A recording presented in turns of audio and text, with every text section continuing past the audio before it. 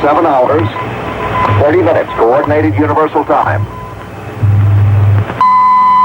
TimeWarp is the story of the making of TimeZones.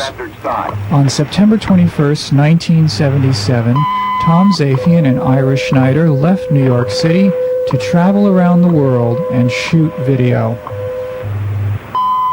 We returned to New York City on December 25th, 1977, after spending 14 weeks shooting 120 locations in 18 countries around the globe. This video would then show the similarities and differences in the many forms of cross-cultural expression occurring simultaneously around the world. This interview was conducted on December 26, 1977, the day after we got back. So what was the concept? You play a 24-channel piece showing what's going on in 24 time zones at the same time. The same relative time. What time is that? It's based on 7 a.m. Greenwich Mean Time, which is 1 o'clock New York time. 1 in the afternoon. 7 a.m. is 1 in the afternoon New York. But it's like 1 o'clock a.m. and p.m., 7 o'clock a.m. and p.m. So whatever is going on at every hour, a.m. and p.m. in different time zones is what you're going to see. Middle of the night. So, I mean, each country was a horror story. It was, get in, find a hotel, be exhausted, and then we would just run every day. We'd have 2 days to shoot, and he usually shoot 2 days, meaning 2 daytimes and 2 night times. And he needed 1 daytime, 1 nighttime from every country. So we just got in, found a hotel, shot, and just ran until we had to catch the plane for the next country. Totally insane. In your last letters, you said that you were kind of sorry the ship was in. Oh, yeah. Towards the end, it got really good. After we had smoked a lot of dope, and after we got out of India. After India, anything looked beautiful.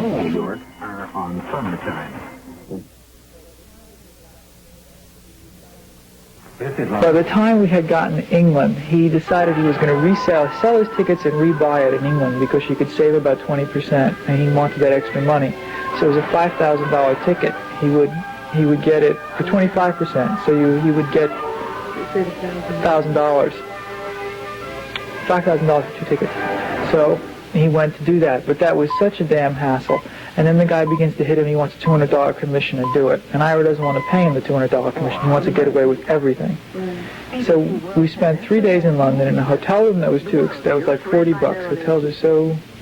Anyway, Here it is, 22 September.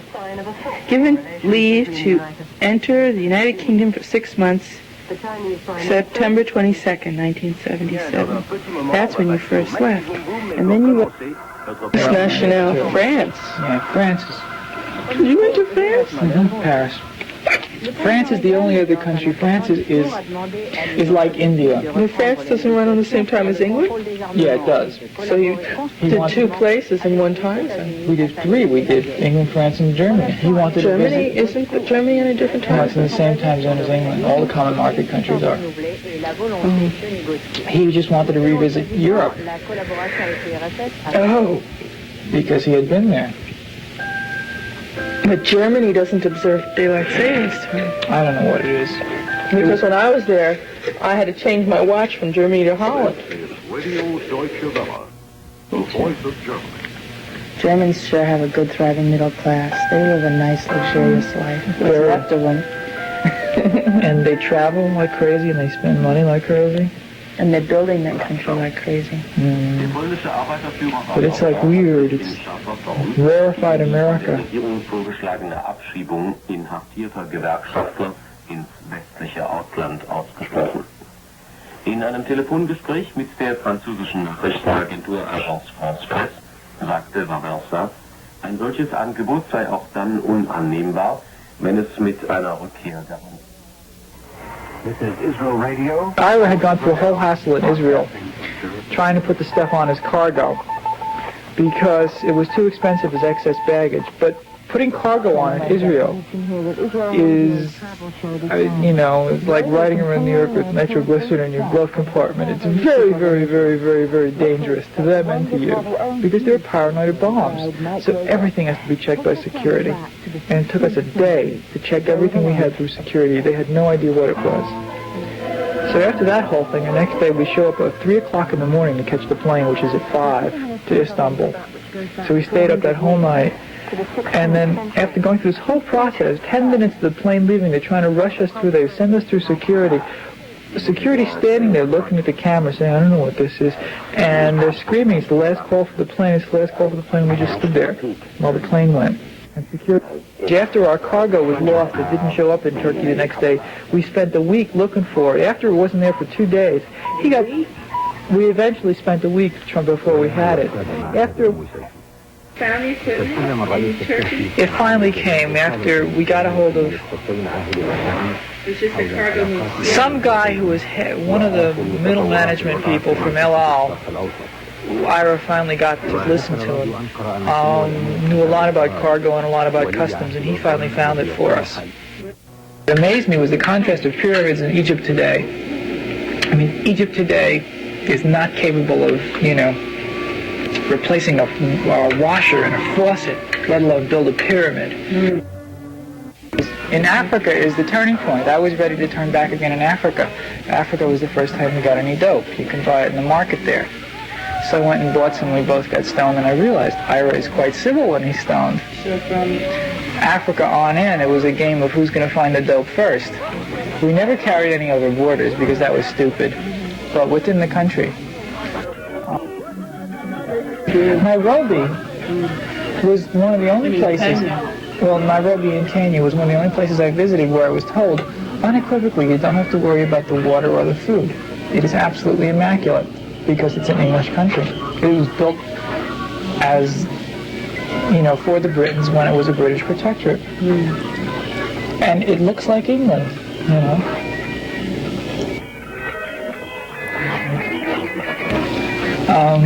The first time I went to buy dope in Kenya, I was really scared because only on my way back when it was in my pocket did I realize that I have no idea what the laws are in Kenya regarding this.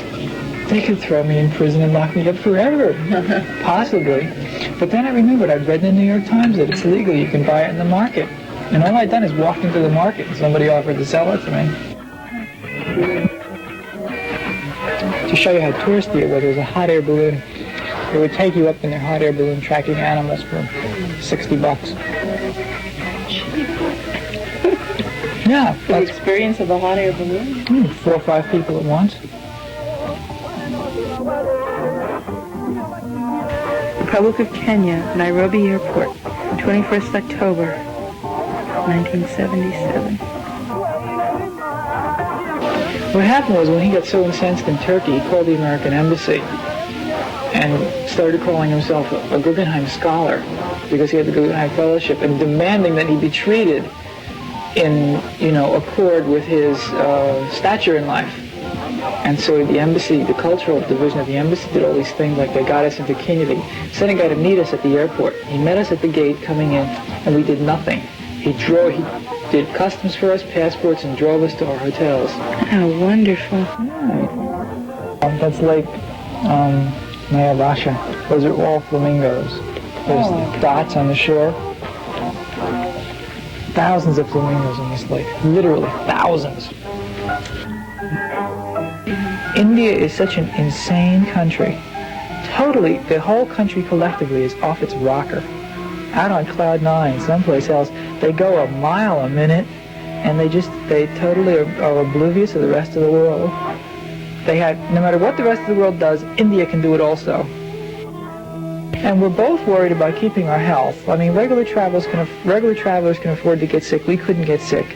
If either of us got sick for more than 2 days, that pushed the schedule back. And Ira had the thing timed so tightly that we couldn't miss. We got sick, but you traveled on top of it. I mean, we were just so paranoid about getting sick in India because we'd heard it's a fucking filthy country, and everybody who goes there usually gets sick. We both got sick once or twice in India. I mean, I got the shits and he got the shits, and then The day we were finally leaving India was when I got really sick. I was dizzy all that day. I couldn't sleep the night before. Got up in the morning and I couldn't even walk to the bathroom, and I shit my brains out. And I was just so miserable. And then finally I went down and ate something. And then we got in the cab and we were driving around Calcutta. We were leaving from Calcutta. I was so fucking sick in the cab, but it was so hot. And there's like no public bathrooms or anything in India. I mean, it's horrible. I was just so disgustingly sick, and I had to go in the cab because we had to check out of the hotel. And my head and everything. So the cab ride, after 2 or 3 hours, I finally just sort of went into a state of numbness. Because we were in the cab for about 3 hours trying to get a plane ticket to get out. And so we were leaving from Calcutta, and I got it wasn't even over yet. We were having a hassle going through customs and everything. I was standing at customs waiting to have my passport stamped, and I was so fucking dizzy, and my stomach hurt, and I was having just like convulsions. I was horrible. I couldn't stand up. I had to sit down. I just said to Ira, I said, look, man, I said, go through and put me through or something and tell them I'm sick. I'm in the bathroom. I went to the bathroom and I just had to take a shit, and I had chills and fever like you've never had before. So my theory was that if I could keep on going and get on the airplane, it was an hour from Calcutta, or an hour and a half from Calcutta to Rangoon, Burma. I would much rather be sick in Burma than be sick in Calcutta if I had to stay in bed. So thank God they held the airplane for me while I got it together, and they stamped my passport and put me on the plane, and I got a little bit better after that, but I slept for the whole next day in Burma. And I was so fucking sick, I thought I was going to die. I had never been that sick in my whole life. The least of all our worries was the video. I never had to worry that it was going to work, because I had worked out the packing so well, and I had taken so much extra stuff, and the equipment was holding up so perfectly. I mean, it just always worked. The only thing I could forget to do was charge batteries. And we had so many damn batteries, I always had at least one charge. And by the way, there are two things that the world knows about America and that the world understands about America. Blue jeans and rock and roll. Everywhere. Everybody knows what they are, and they all do the same things with them. Blue jeans are like Levi and Wrangler are all over the world. And rock and roll has pervaded every culture on the globe. We got dope and our taxi driver got it for us in Bangkok. You can buy it on the streets. They're called Buddha sticks. Or Buddha sticks. Taxi drivers, true. You at the hotels there are, well, in Thailand they call them Buddha sticks. I don't know, but anyway, at the hotels these guys would line up with cars who were drivers. You'd hire them in their car, and they're like, anything you want. You want an after-hours bar? You want a whore? You want a good restaurant where to go? You want to see the sights around town? You want to buy dope? You want to change money on the black market? These guys do everything for you. And they're very nice and peaceful and just ordinary kind of folks, but this is their business. They take care of tourists, so anyway, it was a little bit easier in Bangkok. Then from Bangkok we went to Jakarta. We went to Bali and Denpasar. Bali was like paradise. I mean, we had been cooling out like in Burma and in Thailand. It got a little bit easier to get along, so it got a little easier to travel, so we were both cooling out. Bali was paradise. We pulled up and it's like, we had a little bit of hassle finding a hotel because we got in late. We finally got this hotel room right on the beach, and it's like the Balinese are just so beautiful. The lights are so soothing, and they got flowers everywhere, and it's like we're right on the beach, and the sun is hot, and we don't have to do anything fast. He had given us 7 days in Bali, and we only had to shoot about 3 things. So, I went out on the beach, and I laid around. And it's beautiful. It's like rent a little bit of paradise. So they're very Western. We hung out in this bar called the Barong, where you could get any one of 5 different kinds of ice-cold beer or tea or drinks, and it was a really nice bar. And the guy had very beautiful stereo system, huge, like $1,000 stereo, all kinds of rock and roll, the best rock and roll. American rock, only American rock and roll. Their taste in rock and roll is impeccable. they manage to sift through all the shit. Anything that's done well. I heard everything from Pink Floyd to Stevie Wonder on Bali. To the old Beatles, anything that sounds beautiful. We were talking about personal pain in your lives and how difficult it is to do things, and somebody in one country said to Ira, well, it's, you know, that particular thing, whatever it was, it causes great pain in my life. And Ira came back to him and he said, well, I'm an artist. I create my own pain. And it's true.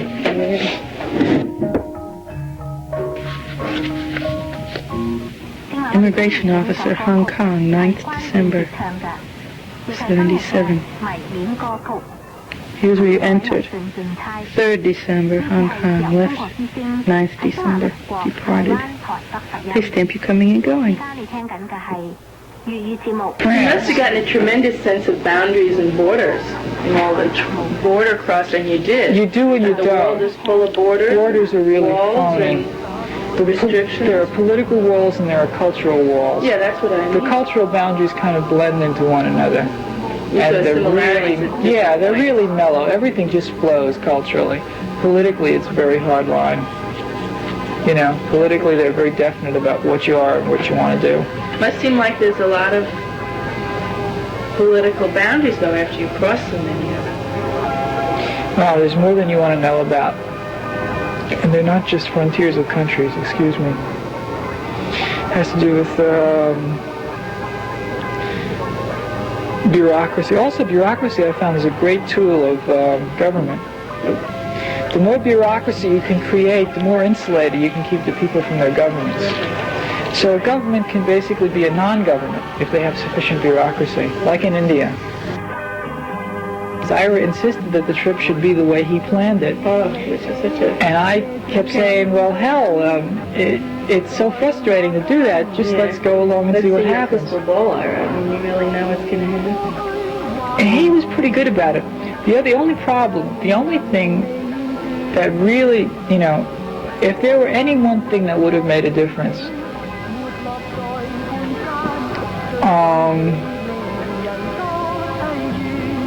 I think it would have been the acceptance by Ira of the fact that he can be wrong, and he will be no less of a person for being wrong. You know, when the project is edited, and it's an installation, 24 channels, is that right? It's going to be 20%. Maybe Ira could step back then and say, I couldn't have done it without.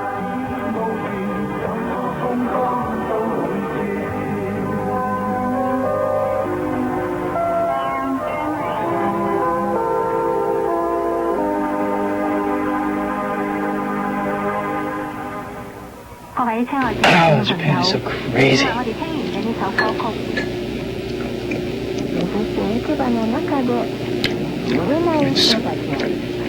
The part that we were in is so densely populated. Tokyo?